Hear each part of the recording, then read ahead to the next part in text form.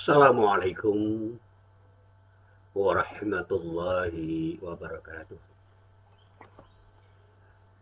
Alhamdulillah wa syukrulillah la haula wa la quwwata illa billah. Asyhadu an la ilaha illallah wahdahu la syarikalah wa asyhadu anna Muhammadan abduhu wa rasuluh. Allahumma salli wa sallim ala nabiyyina Muhammad wa ala alihi wa sahbihi wa man wala. Amma ba'd. Para jamaah yang dirahmati Allah, alhamdulillah pada pagi hari ini kita bisa bertemu lagi. Mudah-mudahan pertemuan ini benar-benar menjadi pertemuan yang bermakna, pertemuan yang berharga, pertemuan yang membawa manfaat bagi kita semua. Amin. Para jamaah yang dirahmati Allah, hari ini saya sedikit ingin mengajak para jamaah untuk berbicara serius tentang pemahaman sebuah ayat dalam perspektif yang agak sedikit berbeda. Saya ingin mengkaji persoalan yang terkait dengan persoalan kita sehari-hari seperti apa yang telah dijelaskan oleh Ibnu Qayyim al-Jauziyah di dalam kitab Madarijus Salikin. Ada satu ayat di dalam Al-Quran yang menceritakan tentang fenomena ghurubah, yaitu pada surat Hud ayat 116. Di dalam ayat ini Allah berfirman, A'udzu billahi minasyaitonir rajim. Falaula kana minal quruni min qablikum ulu baqiyati yanhauna 'anil fasadi fil ardi illa qalilan mimman anjayna minhum wattaba'a alladhina dhalamu ma utrifu fihi wa kanu mujrimin. Nah, para jamaah yang dirahmati Allah, kajian tentang apa yang disebut dengan istilah al-ghurbah yang nanti akan saya jelaskan pengertiannya hingga saat ini masih memiliki relevansi yang sangat kuat karena kita masih bisa menyaksikan betapa banyak kemaksiatan yang dilakukan oleh orang dengan pengikut yang sangat sulit dihitung karena terlalu banyak kalau mau dihitung. Nah, sementara itu orang-orang yang tetap berpegang teguh pada tali Allah dan bersedia secara konsisten beramar ma'ruf nahi mungkar masih bisa dihitung dengan jari jemari kita.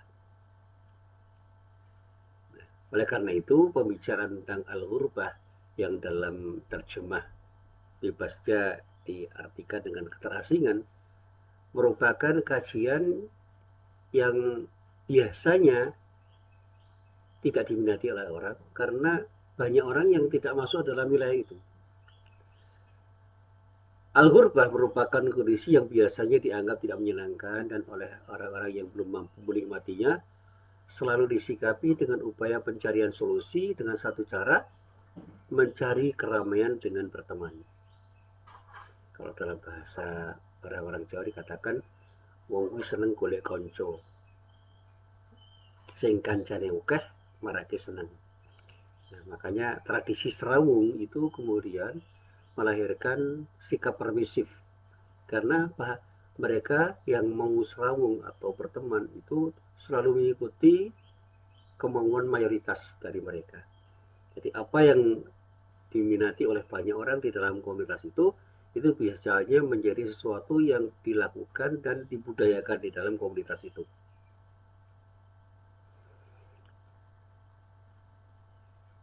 Tetapi kalau kita mencoba menelaah kembali ayat-ayat Allah, orang-orang seperti Ibnu Qayyim al-Jauziyah, seorang ulama besar yang antara lain punya kitab yang dikenal dengan judul Madarijus Salikin, dia mengatakan begini, bagi seorang pencari kebenaran, al-ghurbah atau keterasingan dalam pengertian positif bisa jadi merupakan sesuatu yang selalu dia cari dan ketika diperolehnya, dia akan mempertahankan dan menikmati dengan sangat senang. Dengan senang hati, dia akan menikmati kondisi keterasingan itu. Karena apa? Keterasingan yang dia alami itu merupakan sebuah pilihan. Nah, dulu ada istilah uzlah. Uzlahnya para ulama itu bukan membuat ulama lalu sedih. Dia senang karena dalam keterasingan dia menikmati apa yang dia cari. Nah, keterasingan para ulama itu bukan harus berarti dia disingkirkan secara fisik oleh orang lain, tapi mungkin dia dibenci oleh orang, tidak disenangi orang, dan sulit untuk bergaul dengan orang karena pendapatnya tidak selaras dengan pendapat orang banyak. Nah, sampai saat ini masih ada ulama-ulama yang secara konsisten bersikap istiqamah untuk berpendapat seperti apa yang diyakininya, dan pada saatnya ketika pendapatnya itu berseberangan dengan banyak orang, dia akan menjadi orang yang terasing. Dia akan menjadi bagian dari al-ghuraba, orang-orang yang terasing karena pendapatnya menyebar dari pendapat banyak orang. Nah, disinilah kemudian ayat yang terdapat di dalam surat Hud ayat 116 yang menyatakan dalam bahasa sederhana, falaula kana minal quruni min qablikum ulu baqiyati yanhauna 'anil fasadi fil ard illa qalilan mimman anjayna minhum wattaba'al ladzina zalamu ma utrifu fihi wa kanu mujrimin. Nah, ada pertanyaan yang tidak perlu dijawab, tetapi justru menjadi bahan renungan yang harus ada pada diri kita. Allah bertanya, maka mengapa tidak ada dari umat-umat yang sebelum kamu orang-orang yang mempunyai keutamaan yang melarang untuk mengerjakan kerusakan di muka bumi, kecuali sebagian kecil di antara orang-orang yang telah kami selamatkan di antara mereka, dan orang-orang yang zalim hanya mementingkan kenikmatan yang mewah yang ada pada mereka, dan mereka adalah orang-orang yang berdosa. Jadi dulu itu memang ada sekelompok orang yang memilih untuk menjadi orang yang dekat kepada Allah, yang pada saatnya kedekatan mereka kepada Allah itu membuat mereka terasing. Ya, dulu pernah saya ceritakan dengan fenomena Ashabul Kahfi, sekelompok muda yang terasing karena dia memilih untuk mau taat kepada Allah sementara banyak orang yang tidak taat pada Allah. Nah, Ashabul Kahfi memang hanya sebuah cerita yang kemudian jadi buah bibir banyak orang. Tetapi kalau kita mau belajar dari kisah itu, sekarang ini pun masih ada kelompok-kelompok yang mirip Ashabul Kahfi yang terasing karena mereka menyebar dari banyak orang karena pendapat-pendapat mereka dianggap merupakan pendapat yang aneh. Tapi mereka yakin bahwa keanehan-keanehan yang dipersepsi orang itu merupakan pilihan yang tepat untuk dipilih dalam rangka untuk mendekatkan diri kepada Allah Subhanahu wa Ta'ala. Dan kalau mau dibuat contoh yang lebih sederhana, ada orang-orang tertentu yang pendapatnya itu berseberangan dengan kelompok mayoritas, dia menjadi orang yang terasing, bahkan diasingkan, diberi stigma yang bermacam-macam. Ada istilah kelompok sesat, orang aneh, dan sebagainya.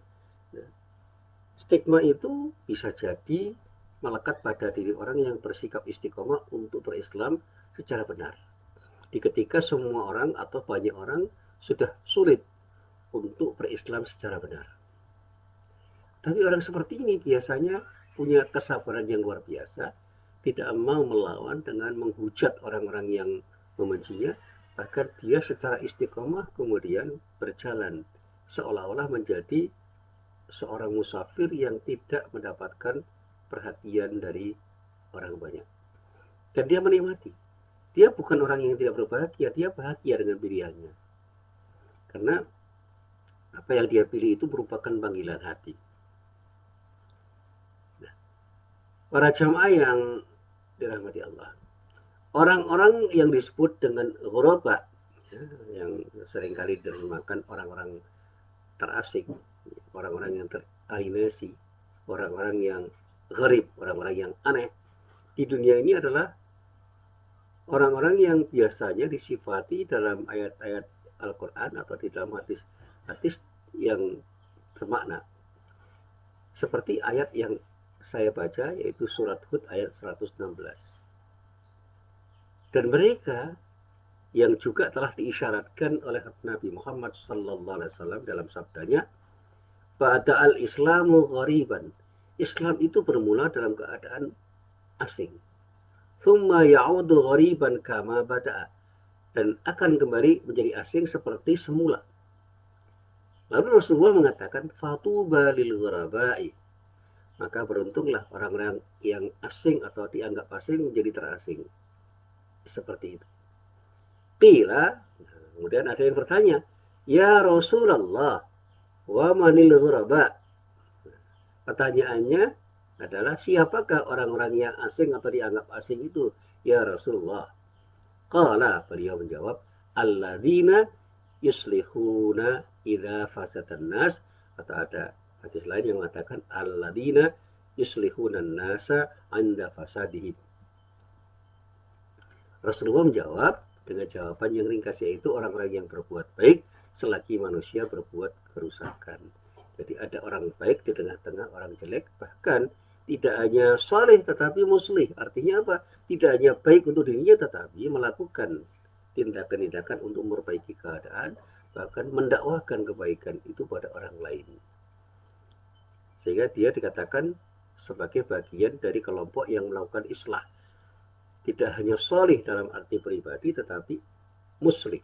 Artinya orang-orang yang punya kepedulian sosial untuk memperbaiki keadaan dengan gerakan amar ma'ruf nahi mungkarnya, baik secara pribadi maupun dengan komunitasnya yang mau melangkah menjadi orang-orang yang bersedia untuk beramar ma'ruf nahi mungkar. Nah, orang-orang seperti ini jumlahnya tidak terlalu banyak. Dan bukan tidak mungkin orang-orang seperti ini akan menjadi orang-orang yang teralienasi atau terasing, diasingkan oleh orang banyak, bahkan dibenci orang. Nah, ini hadis yang banyak diriwayatkan oleh para ulama. Yang saya baca ini adalah hadis yang saya kutip dari Imam Ahmad yang ada di dalam kitab Musnad Ahmad bin Hanbal pada juz 4 halaman 73, hadisnya hadis nomor 16.736 yang berasal dari sahabat Abdurrahman bin Sanah radhiyallahu anhu. Bahkan di dalam kitabnya Imam Ahmad berkata, kami diberitahu Abdurrahman bin Mahdi dari Zuhair, dari Amr bin Abu Amr, dari Al-Muttalib bin Hamtab, dari Nabi Muhammad SAW. Beliau bersabda begini, tuba lil ghuraba. Beruntunglah orang-orang yang dianggap aneh, dianggap asing atau terasing itu. Qalu, mereka, para sahabat ada yang bertanya, ya Rasulullah, wa manil ghuraba? Ya Rasulullah, siapakah orang-orang yang disebut al-ghuraba atau orang-orang yang terasing, dianggap aneh, dianggap penyimpang itu oleh banyak orang? Qala Rasulullah menjawabnya dengan jawaban yang redaksinya berbeda menurut riwayat yang lain. Apa pernyataan Rasulullah itu? Dinyatakan oleh Rasulullah, alladzina yaziduna idza naqasun nas, yaitu orang-orang yang bertambah iman dan takwanya selagi manusia yang lain berkurang iman dan takwanya. Nah, ini sebuah riwayat yang saya kutip dari tulisan Ibnu Qayyim al-Jauziyah di dalam kitab Madarijus Salikin juz 3 halaman 194. Nah, ini juga ditulis oleh seorang ulama namanya Ismail bin Ja'far di dalam kitab hadisnya, yang hadisnya itu dikumpulkan di dalam sebuah kitab yang berjudul Hadis Ismail ibnu Ja'far juz 1 halaman 377, hadisnya nomor 366. Nah, dinyatakan juga bahwa beliau bersabda, ini yang saya kutip juga dari Ibnu Qayyim al-Jauziyah di dalam kitab Madarijus Salikin juz 3 halaman 195, dan juga dari Imam Ahmad, ya. Dan pada saatnya para ulama juga menulis dengan bahasa yang lain, redaksinya itu mirip-mirip saja. Dikatakan Rasulullah pernah bersabda, inna habba syai'in ilallahi al-ghuraba. Sesungguhnya orang-orang yang paling dicintai oleh Allah adalah orang-orang yang disebut al-ghuraba, orang-orang yang terasing, orang-orang yang dianggap aneh, orang-orang asing yang karena mereka itu memilih untuk bersikap istiqomah di jalan Allah, mereka diasingkan oleh banyak orang yang tidak mau bersikap istiqomah di jalan Allah. Hala. Kemudian ada orang yang bertanya, qila lahu manil ghuraba? Orang bertanya kepada Rasulullah, siapakah yang disebut al-ghuraba itu ya Rasulullah? Qala, Rasulullah bersabda, al-farraruna bidinihim yujma'una ila Isa bin Maryam yaumal qiyamah. Rasulullah menjawab, yaitu orang-orang yang lari sambil membawa agamanya, mereka berkumpul bersama Isa bin Maryam alaihissalam pada hari kiamat. Inilah yang kemudian oleh para ulama dikaji lebih dalam. Apa sih pengertian itu? Nah, mereka yang disebut di dalam hadis-hadis itu adalah orang-orang yang disebut al-ghuraba, yaitu orang-orang asing yang terpuji dan berbahagia dengan keterasingannya. Karena apa? Karena jumlah mereka yang sedikit di tengah manusia yang banyak, maka mereka disebut al-ghuraba, orang-orang yang asing. Mayoritas manusia tidak memiliki sifat-sifat seperti ini. Nah, para pemeluk Islam di tengah manusia yang tidak memeluk Islam atau tidak bersikap konsisten di dalam Islam memang banyak, dan mereka rata-rata tidak memiliki sifat-sifat seperti yang disebutkan di dalam hadis-hadis tentang al-ghuraba ini. Nah, para pemeluk Islam di tengah manusia yang mayoritas itu tidak mau taat kepada Allah dan Rasulnya, itu bisa menjadi orang yang terasing. Ini adalah orang-orang yang disebut dengan al-ghuraba. Orang-orang yang beriman di tengah para pemeluk Islam itu bisa jadi menjadi al-ghuraba karena apa? Keperimanan mereka itu mewujud menjadi tindakan yang tidak lazim dilakukan oleh orang banyak. Nah, orang-orang yang di dalam istilah tasawuf sudah memiliki ma'rifah di tengah-tengah orang yang beriman pun bisa menjadi orang asing karena apa? Pengenalan dia tentang Allah itu sudah mendalam sekali, sehingga karena kedalaman pengenalan mereka tentang Allah, mereka punya kedekatan yang luar biasa dengan Allah, dan karena kedekatannya yang luar biasa itu, dia menjadi orang-orang yang dianggap aneh oleh orang-orang yang belum memiliki ma'rifah, orang-orang yang sudah mengenal Allah dengan pengenalan yang sangat dalam. Nah, kalau dalam bahasa tasawuf, latihan spiritual atau olah spiritualnya orang-orang yang disebut sufi itu bisa melahirkan pribadi-pribadi yang dianggap aneh oleh orang-orang yang tidak punya pengalaman spiritual seperti itu. Nah, di dalam kitabnya Madarijus Salikin, Ibnu Qayyim al-Jauziyah mengisahkan bahwa ketika Nabi Musa alaihissalam melarikan diri dari kaum Fir'aun hingga tiba di Madian dalam keadaan seperti yang telah dijelaskan oleh Allah, seperti yang diterangkan Allah di dalam firman-Nya, dia sendirian, dia asing, dia merasa takut dan kelaparan. Nah, pada saat itu diceritakan di dalam kitab tafsir, lalu beliau berkata, "Ya Rabbi, aku dalam keadaan sendirian, aku dalam keadaan sakit, aku dalam keadaan asing." Lalu dikatakan kepada beliau, ya, oleh Allah, "Hai Musa, yang sendirian adalah orang yang tidak mempunyai pendamping seperti aku. Orang sakit adalah yang tidak mempunyai tabib seperti aku, dan orang yang asing adalah yang tidak mempunyai muamalah antara aku dan dirinya." Ini kajian-kajian tasawuf yang ada di dalam kitab Madarijus Salikin, juz 3, halaman 196. Nah, ini yang nanti akan saya jelaskan. Kenapa Ibnu Qayyim al-Jauziyah mengatakan seperti itu. Nah, Ibnu Qayyim al-Jauziyah itu menyatakan bahwa menurut beliau ada 3 macam orang yang disebut dengan al-ghuraba, yang mereka ada di dalam keterasingan atau al-ghurbah, yaitu yang pertama, kelompok pertama, keterasingan orang-orang yang mengikuti Allah dan Rasulnya karena mereka betul-betul ingin mengikuti sunnah Rasulullah di antara orang-orang banyak yang seringkali sulit untuk diajak mengikuti Allah dan mengikuti Rasulnya. Dan ini merupakan keterasingan yang pelakunya dipuji oleh Rasulullah SAW. Dan tentang agama yang diwahyukan, yang dikabarkan, yang disampaikan ya, oleh Rasulullah, memang dikatakan ia bermula dalam keadaan asing dan kembali menjadi asing seperti permulaannya, serta yang pelakunya itu disebut sebagai al-ghuraba. Itu dijelaskan oleh Rasulullah di dalam sabdanya. Al-ghuraba itu seperti itu, yaitu orang-orang yang mengikuti Allah, konsisten betul-betul beragama dalam rangka untuk beribadah kepada Allah dan mengikuti sunnah Rasulullah. Nah, orang-orang seperti ini itu bisa menjadi orang-orang yang disebut sebagai al-ghuraba. Ini ghuraba yang pertama. Nah, keterasingan ini bisa terjadi di suatu tempat karena tidak ada orang lain yang sama. Di satu waktu tanpa ada yang lain, dan di tengah satu kaum tanpa ada yang lain yang mengikuti. Tetapi yang pasti, orang-orang yang asing ini adalah mereka yang disebut oleh para ulama adalah orang-orang yang secara konsisten mengikuti syariat Allah, yang dengan sikap konsistennya, dengan sikap istiqomahnya, dia tidak mau tahu. Yang penting saya adalah orang yang ingin beribadah kepada Allah, meskipun banyak orang yang tidak mau mengikuti dirinya.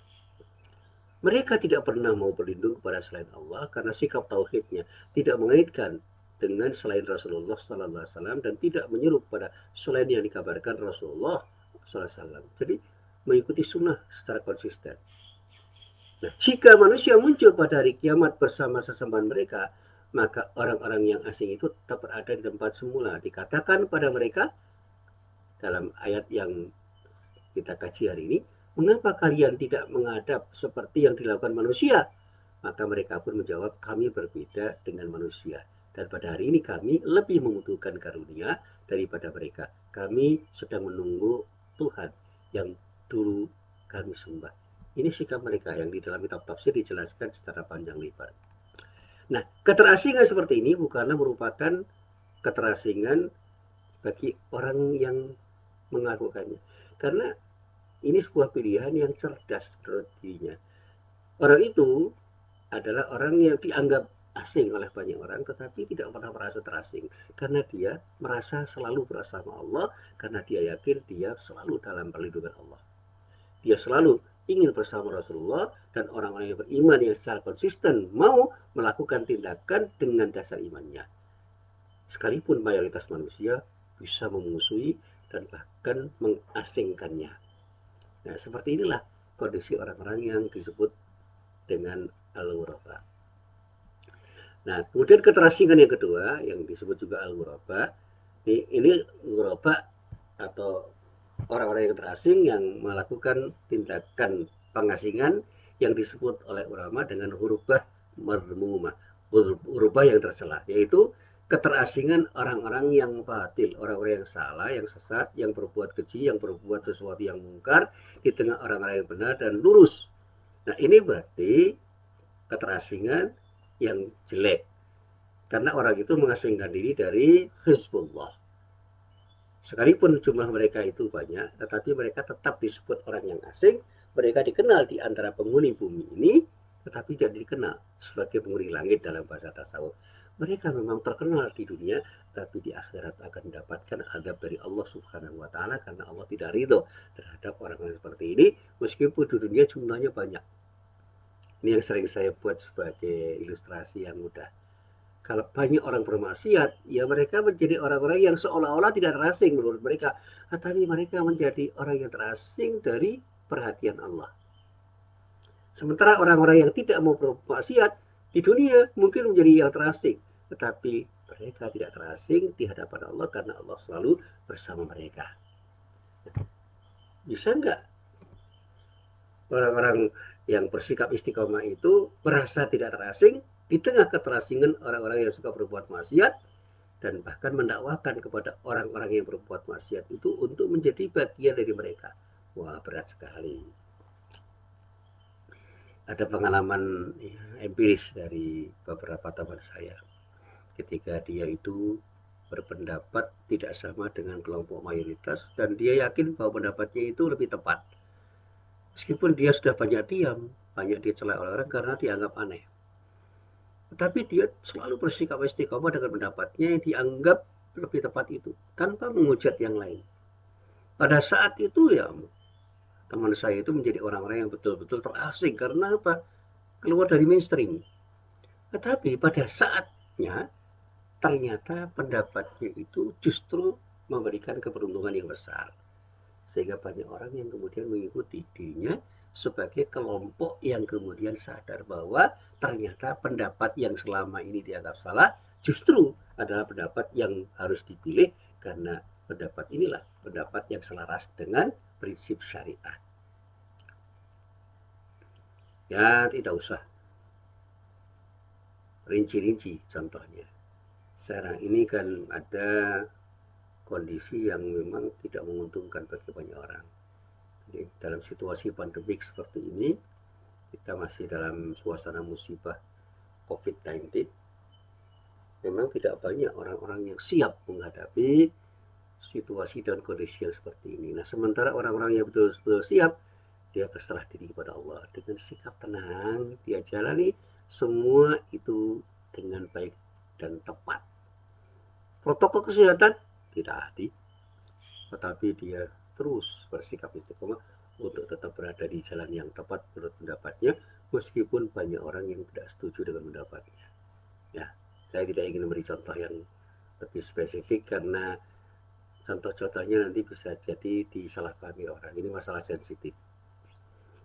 Termasuk hari-hari ini saya ditanya tentang, Pak Musin, saya perlu korban apa tidak? Nah, saya mengatakan, ya silakan. Kalau memang mampu berkorban, berkorbanlah. Tetapi pertanyaannya berlanjut, tetapi tetangga saya butuh makanan untuk kehidupan sehari-hari. Ya, bantulah mereka semampu kita.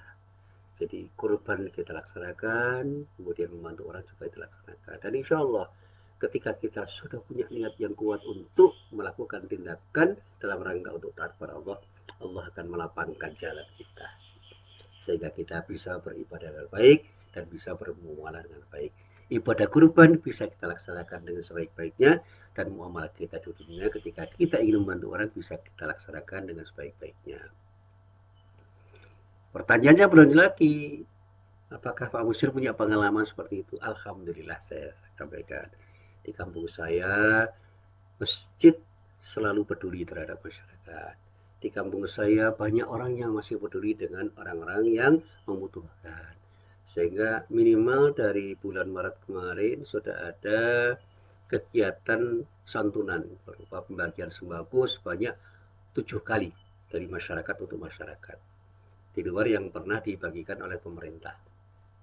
Saya tidak pernah menghitung karena dari sisi pemerintah itu tidak terkontrol oleh masyarakat karena pemerintah langsung bagikan kepada masyarakat lewat petugas-petugasnya. Sementara santunan dalam bentuk uang juga diberikan oleh pemerintah meskipun jumlahnya masih sangat kecil. Sementara kepedulian sosial dari masyarakat di sekitar kampung saya itu sangat besar. Banyak orang yang terbantu dengan bantuan-bantuan yang secara diam-diam mereka lakukan. Saya melihat ada Jumat Barokah, itu tidak hanya memberi makan sekedarnya, tetapi makan yang betul-betul mengenyangkan. Kemudian di saat subuh saya melihat dengan mata kepala sendiri ada sejumlah orang yang kemudian mengumpulkan uang, memberikan santunan berupa pembagian sembako kepada para jamaah sholat subuh. Dan ada seseorang yang membuka pintu rumahnya untuk orang-orang yang berkebutuhan. Di dekat rumahnya mengambil ya, gas yang disebut gas melon, gas LPG, gas melon itu, untuk memasak dengan gratis.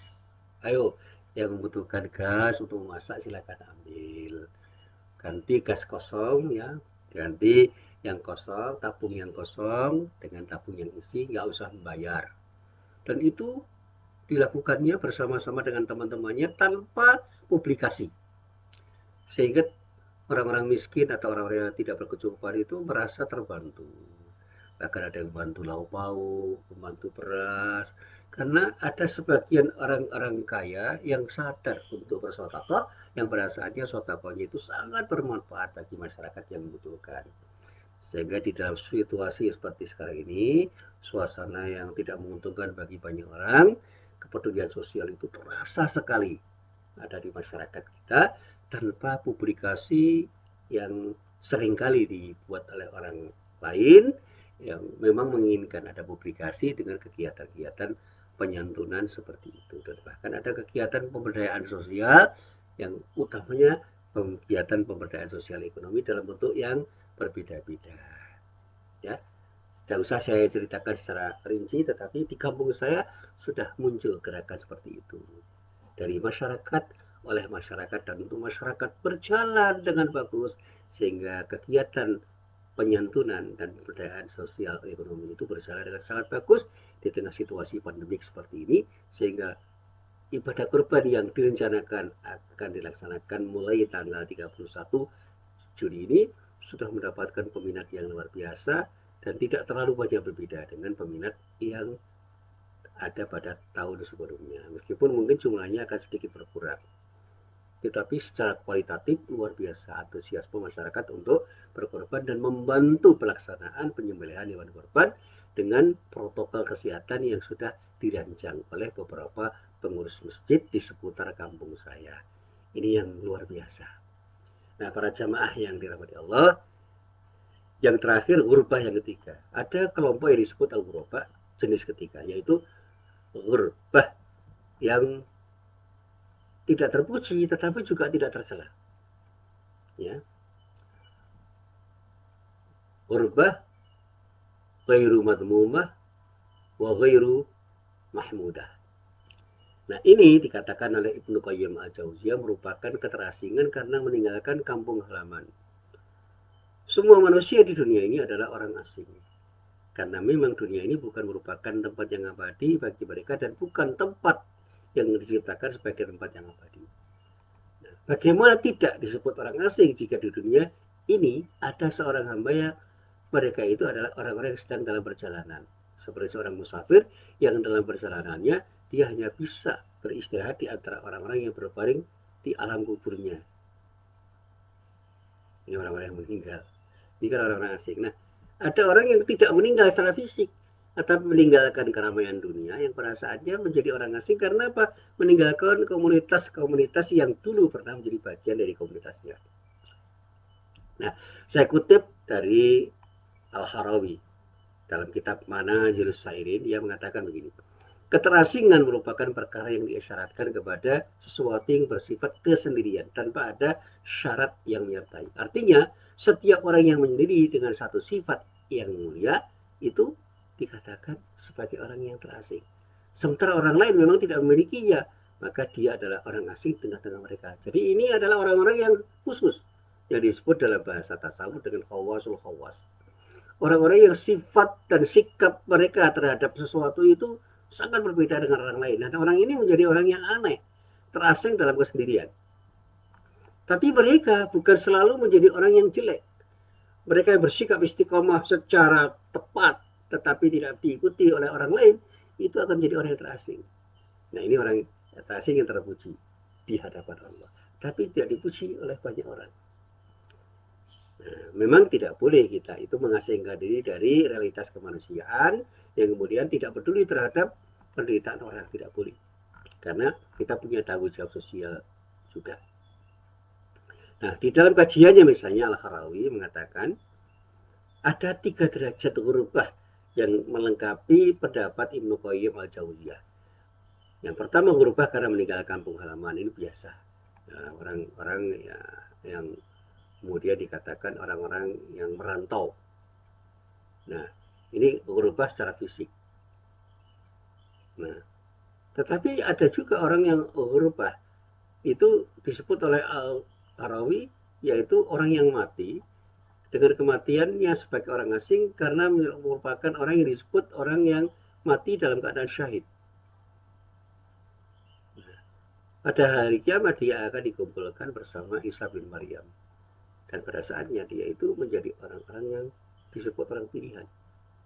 Mereka melarikan diri dari kerumunan orang dan menjadi orang asing, membawa agamanya dan berhimpun bersama Isa bin Maryam pada kiamat. Karena apa?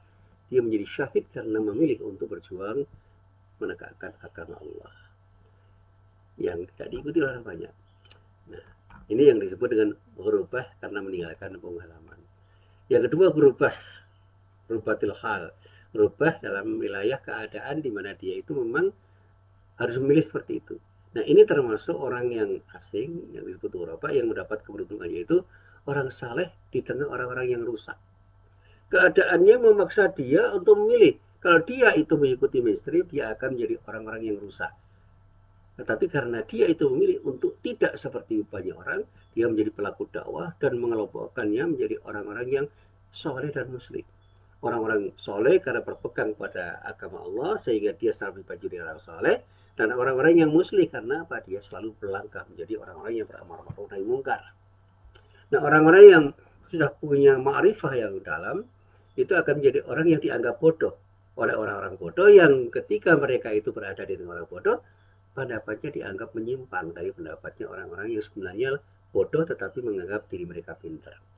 Demikian juga orang-orang jujur, orang-orang yang ikhlas dengan orang-orang munafik dan orang-orang pendusta, mereka itu akan menjadi orang-orang yang dinafikan. Dan mereka itu akan menjadi orang-orang yang diasingkan oleh orang-orang yang tidak jujur dan orang-orang yang tidak ikhlas di dalam beragama. Nah, orang-orang asing seperti inilah yang dikatakan seperti seekor burung yang asing di tengah gerombolan burung yang lain karena dia memilih menjadi burung yang hidup dengan hidup yang berkualitas dan ingin memperbaiki keadaan dengan mengajak burung-burung yang lain untuk terbang dengan cara yang benar.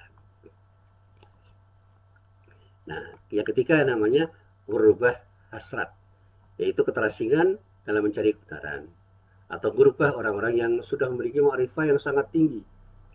Orang-orang yang memiliki ma'rifah yang sangat tinggi itu akan menjadi orang-orang yang terasing dari keterasingan. Artinya dia menjadi orang yang sangat terasing sebab dia menjadi orang yang betul-betul dianggap aneh oleh banyak orang. Nah, inilah apa yang bisa saya sampaikan. Mudah-mudahan bermanfaat. Illahi taufik wal hidayah. Assalamualaikum warahmatullahi wabarakatuh.